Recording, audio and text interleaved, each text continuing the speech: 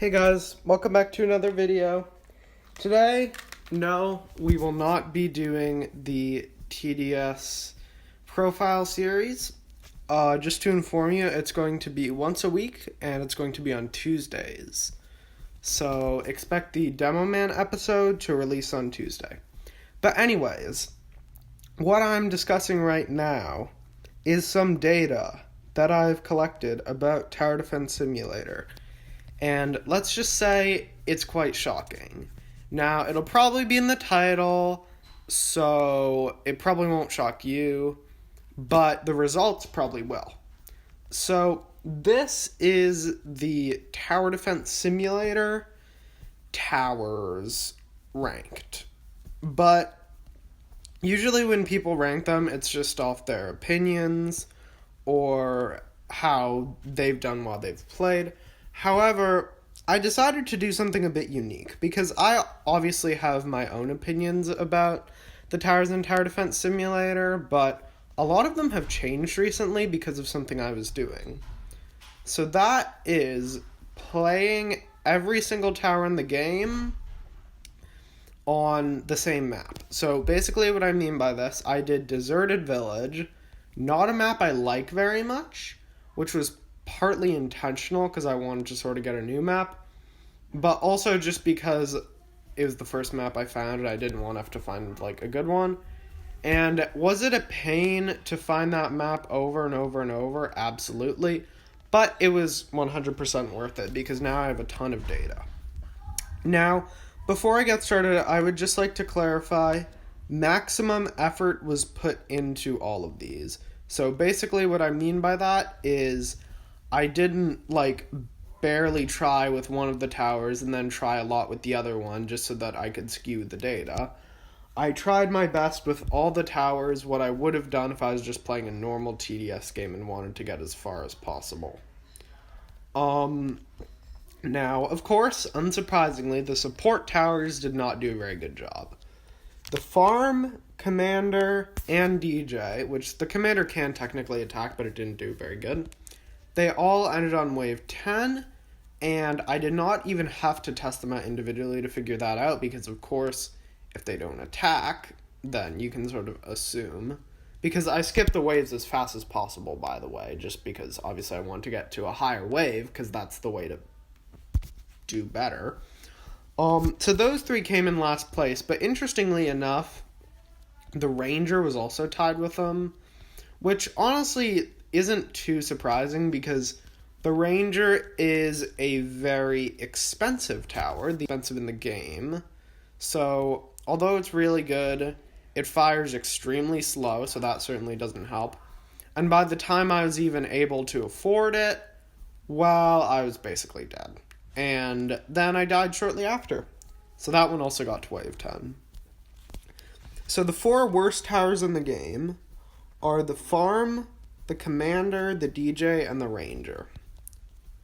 Now, there's two that got to wave 11. Those are the Electroshocker and the Freezer. Now, the only reason they got to wave 11 is because if you actually know anything about these towers, they're very stun-related towers. So the reason they got to wave 11 is because they were able to stun the enemies to the point where it took them longer to get to the exit, and I was just able to skip for longer. So, wave 11, the Electroshocker, and the Freezer. Now, there were no towers that made it to wave 12. The next one is wave 15, which is the... Oh, by the way, before I get on with the video, I would just like to clarify, towers that I do not own, I obviously did not test. I do not own every tower in the game. I do not own the Archer, I do not own the Engineer, I do not own the Slasher, I do not own the Frost Blaster, I do not own probably some other ones that I'm missing. The Commando, and maybe others, but basically I will just be saying the towers that I do own. Now, the one, sorry to ruin it, I guess, but wave 15, the turret made it to wave 15, which the turret's actually a really good tower. Like, when I was playing, like, because I don't use the turret much because I mostly just use the accelerator for stuff like that. But when I was playing with the turret, I was like, man, this is a good tower. But, of course, it's extremely expensive, more so than the accelerator. So by the time I was able to afford it, I was nearly dead, and I died fairly shortly after because of the hiddens.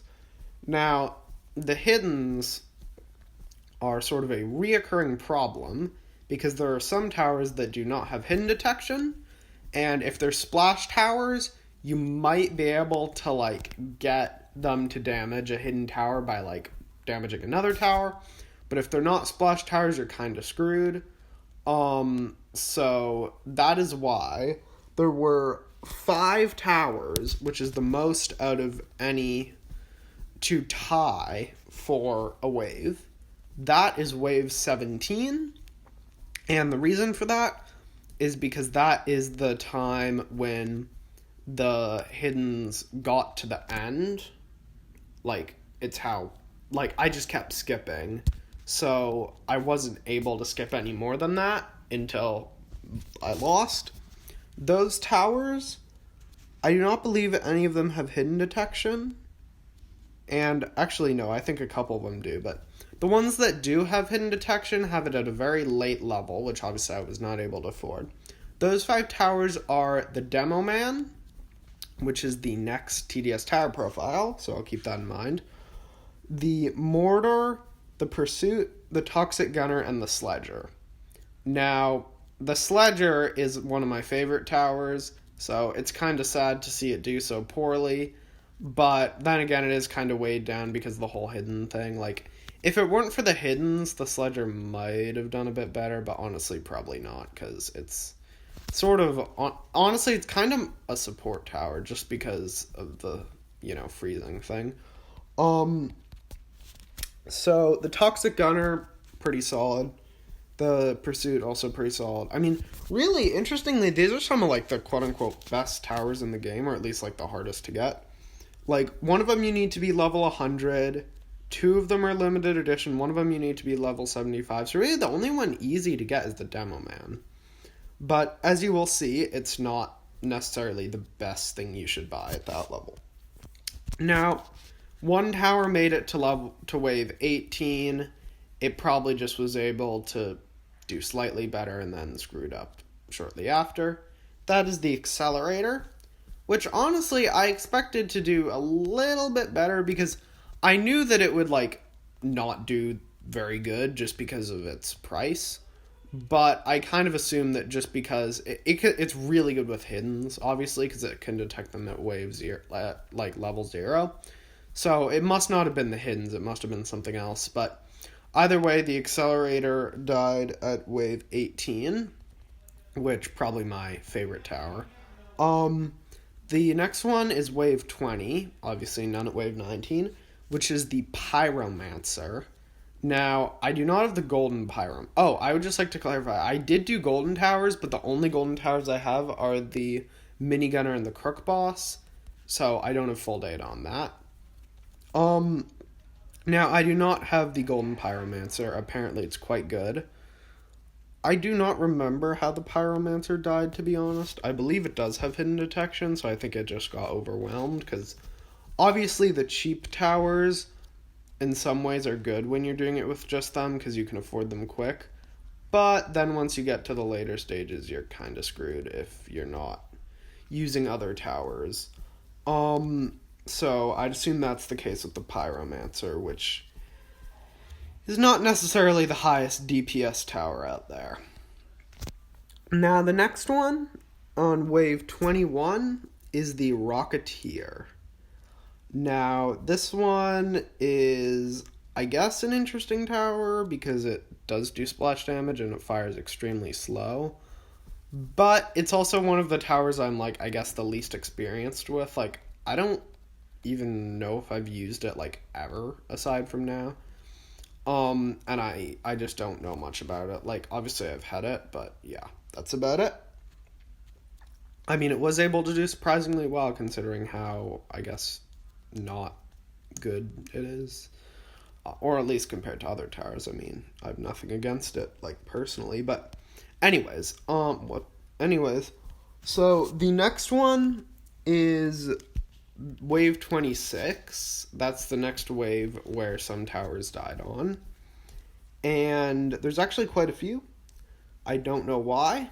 Maybe the slow boss or something. I don't know what's on wave 26. I do not recall the glitches killing them, but maybe I'm just wrong. So I'm not exactly sure what it is. I'd assume it's the slow boss because obviously it's just so slow. So these 4 towers are the paintballer, the hunter, the medic, and the shotgunner. Now, the medic, I'm sort of surprised how far it made because, I mean, it's not known for its attacking. However, surprisingly, it does actually attack a lot better than other support towers because it starts off attacking. Like, a lot of them, like the freezer, you have to wait forever for it to start attacking. And, like, same with, like, the electroshocker and stuff. No, the medic does it right away. So, that was pretty good. Paintballer, hunter, medic, shotgunner, all fairly cheap towers. And they all did better than the accelerator and the turret and the pursuit. Yeah, so that just goes to show the reason expensive towers are expensive isn't because they guarantee a win in every game. It's because they do a lot, but they're very expensive to buy, which, of course, harms them when you're playing with just that. Because obviously there's no farms or anything. So after that, wave 27, there's another tower that dies, which is the Executioner. The Executioner, I feel like it's a weird tower, because, like, I got it, and then I, like, didn't really play with it at all. But now that Pizza Party is a thing, and now that I figured out it's, like, infinitely better than the Ace Pilot, I use it all the time when I do Hardcore or Pizza Party, because, of course, the flying things. And it's actually really good. I highly, highly recommend it. Like, the Ace Pilot's trash by comparison. But anyways, that's not the point. The point is, it got to wave 27. I remember it took a lot of damage at first because it's quite expensive to detect hiddens. And, like, I sort of just got lucky with, like, just being able to buy the hidden upgrade right when I would have died from the hiddens. It's really good with, like, low health hordes. But if you were talking about, like, slow bosses or, like, speedy bosses or stuff, that's not necessarily where it shines. The next wave, wave 28, now this one's interesting. You would not expect this tower to make it this far, but somehow it did. That tower is the Sniper. Now, the Sniper, I feel like, is sort of known as one of the worst towers, and admittedly, it's not very good. However, I mean, when we're going by this metric, it's just so cheap that it's able to work. And it can obviously detect hiddens, which is another big thing. If it's cheap and it can detect hiddens, it can get fairly far in this. Now, Sniper did better than all these other towers. There's not many towers that did better than it, and it's literally a starting tower. So, I mean, if you're watching this video and you're a new TDS player, Sniper, not bad. I mean, if you have the right strategy, you can get to wave 28, and that's without the Scout, which is also free. So, like, I mean, wave 28 of Molten for, like, you know, starting player isn't necessarily bad. But anyways, there's none that died on wave 29, but there is one that died on wave 30, which is the Scout. Again, starting tower, so even better than the Sniper. Combined it with other towers just to make sure I wouldn't die, which is actually what inspired this video. Is, even without the Sniper, which admittedly I feel like the Scout's objectively better than the Sniper, even though it's cheaper, but even without the Sniper, you can still get to wave 30 of Molten. Like, that's 3/4 of Molten. I mean, that's quite far. And that's just on Deserted Village, which isn't even the best map. I mean, if you get the right map, you can probably get even farther than that with just the Scout. And maybe if you mix together the Scout and the Sniper, you can do even better than that. But there's none that died on wave 31. However, there are 4 that died on wave 32. The Militant, which is basically just the minigunner, but cheaper and not quite as good. The military base, which the military base was kind of the funnest one, to be honest. I would recommend trying it, because of course you're not going to win, but it is a very interesting experience. So did the minigunner and the golden minigunner. Now, it was interesting to see that the minigunner and the golden minigunner got to the same wave. Because of course the golden minigunner is seen as like the quote-unquote best thing to get from the golden skin crate, so you kind of expect it to do quite a bit better than that, but of course its strong suit is not playing solo just because of the cost upgrade. I mean, that's really what hurt it, I would say. Though it did actually sort of manage to survive that, so I don't know if that's actually what killed it. But anyways, next up we've got, so there's not many towers left. There was one that died on wave 33, and that's the soldier. So that's right. The soldier, one of the cheapest towers in the game, did better than the minigunner, the golden minigunner, a ton of event towers, the accelerator, the turret. I mean, it is just incredible to see. Like, I mean, is the soldier better than the minigunner? Probably not. But it is just very interesting to see how, under certain circumstances, it is. That's wave 33. Wave 34 there were two towers that died. There was the Warden and there was the Crook Boss. Now, the Warden and the Crook Boss are interesting. So, the Warden, I feel like, is kind of known as like a good tower. And, I mean, it is. It's usually in my layout. Not always, but usually. If you're level 30 and you're playing Molten, and like, I mean, you can probably do better than that, just because, like, I might not necessarily have the optimal strategy. And, of course, you do not want to play on the map I did, which is not necessarily known as the greatest map. So, I mean, it is really interesting. And then, of course, the Warden, I would say it's probably, like, one of the easiest event towers to get, unless you're, like, buying it with Robux or something. Because 4,000 coins isn't actually that bad, especially for such a good tower. And Pizza Party's other event. Okay, 4 towers left. Now, unfortunately, I did not win with any of these towers. So, at least on that map, with my strategy, you cannot win with any of these towers. However, I did come extremely close. And in fact, these 4 towers all made it to wave 40, and one of them made it to like 10,000 HP or something on the Molten boss. So, I mean, you can get very, very close, which I was not necessarily expecting. And these 4 towers, they're not known for being the best towers in the game, but maybe they are. Now, without further ado, these towers are from least damage on the boss to most damage on the boss.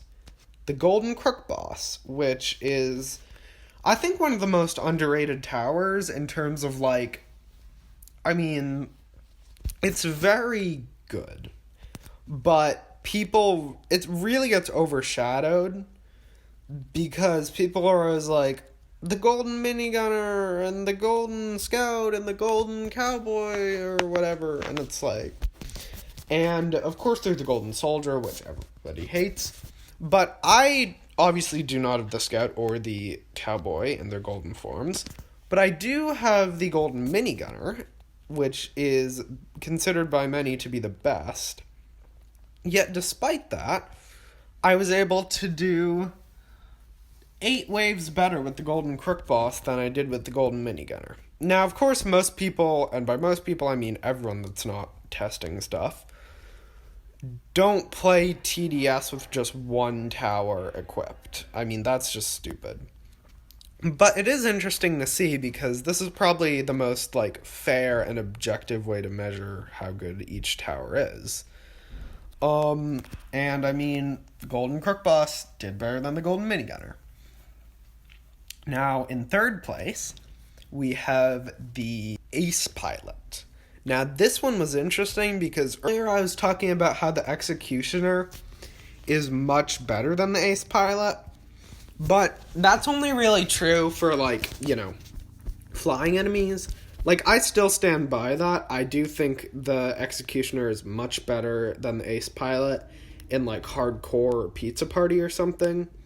But if we're just talking about general play, I mean, the Ace Pilot, that was probably one of the most shocking ones to me. Like, you never hear about how great the Ace Pilot is, or at least outside of Hardcore. Like, outside of Hardcore, no one really uses the Ace Pilot, but it's really good. I mean,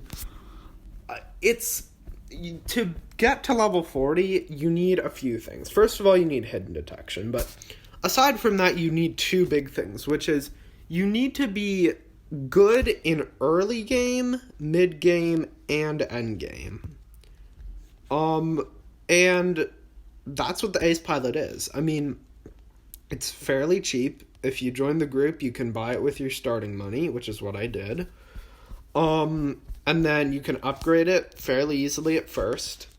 And you can't actually place that many. And because of this, like, I was able to get them all to max, like, quite a bit before wave 40, so I was like, oh no, this isn't good, because I'm just gonna have a ton of money, and clearly, because I'm able to get them this good, like, this fast, they're not that good. But, I mean, I was wrong. Obviously, they couldn't beat the Molten boss. However, they were able to get pretty far. So, the third best tower in TDS is the Ace Pilot. Now, the number 2 tower in TDS is the Gladiator. Now, of course, this is an event tower. Not everybody has one. But there is always a Black Friday sale on TDS. So, look at that Black Friday sale. It's usually the Gladiator. If you do not already have the Gladiator, I would highly recommend buying it if you've Robux. Obviously, if you don't have Robux, you know, not much you can do. But if you have enough Robux and you do not already have the Gladiator and you play TDS a lot, buy it. Because it's apparently the number 2 tower. And of course, there's no guarantee that it will go on sale, but based off past years, it seems quite likely. And, I mean, I would just say it is a very, very good tower. It does not have any stunning abilities, unlike the Warden or Sledger, which are other, like, melee towers. However, it does have something else, which is it has an absurdly good damage for its price. I mean, it is extremely cheap to buy early game, and it does a ton of damage. I mean, it can wipe out normals, like, absurdly easily. I mean, even if I was playing on Fallen, I bet it would be one of the, like, I don't think it would get to wave 40, yeah, but, like, I think it'd be one of the best towers on Fallen, to be honest, just because it's able to do so much damage, which is just, I mean, not something I would expect, but that's just how it is. And I mean, it is very good all around. Just place it on the corners. I mean, there's nothing else I can really say about it because its range is very small. So placing it on the corners is, like, without a doubt the best strategy. Its upgrades are all fairly cheap. I mean, even the most expensive is only, like, less than 5,000, which is quite cheap for such a great tower. And it's able to do a lot of damage. It can take on, like, hordes because it can deal damage to multiple enemies at once. It can take on bosses because it can just do so much damage. I mean, it is an amazing tower.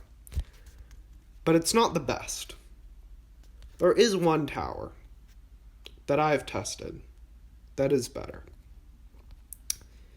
That tower, if you haven't already figured out by process of elimination, is the Cowboy. Now, the Cowboy is an interesting one because I was incredibly skeptical of the Cowboy. I have argued that the Cowboy is not good because it is not a proper substitute to the farm. And while I still stand by the fact that it isn't as good as the farm, it is amazing. I mean, I'm sorry, Cowboy. I underestimated it big time. It is just hard to overstate. I almost killed the Molten boss just from the Cowboy. So, why, though? The reason is because it is just an amazing tower in all ways. For early game, it's fairly cheap and it can do a lot of damage. For end game, it can level up pretty solidly. But there's really one big thing that makes it stand out from the rest of the towers, and it's the reason why it's number one. And that is the money. Because obviously the farm does generate money, but because it doesn't attack, it obviously didn't do very well. But the Cowboy is 100% doing so great because of the money. Like, I'm able to get enough and there's no placement limit, that's another thing, but I'm able to get enough Cowboys and level them up enough because of the extra money. If it weren't for the extra money, I could probably do decent just because it's overall pretty solid, but there's no way I could do that good. And I would say, if you don't have the Cowboy, I mean, obviously you can still obtain it. I would say try to get it. It's definitely not easy, but I mean, if it can almost solo Molten, I would like to test it out on Fallen, and I think I will, because I have underestimated the Cowboy for so long. I've just thought it's a worse farm, and the damage isn't great, the money isn't great, so it's the worst of both worlds, but turns out it's the exact opposite. It's the best of both worlds. The damage is very good, and the money is very good. So if you do not already have the Cowboy, try to get it. It's still obtainable. It'll probably be obtainable forever. It is 100% worth it. That is the video. That is the final tower. I could not beat Molten on any of these. However, I was able to get pretty far on some. Some of the best towers in the game, according to the community, do not actually get you the farthest because of their price. And that is what I would like to end this on, which is the price of a tower does not always mean that it is good or bad.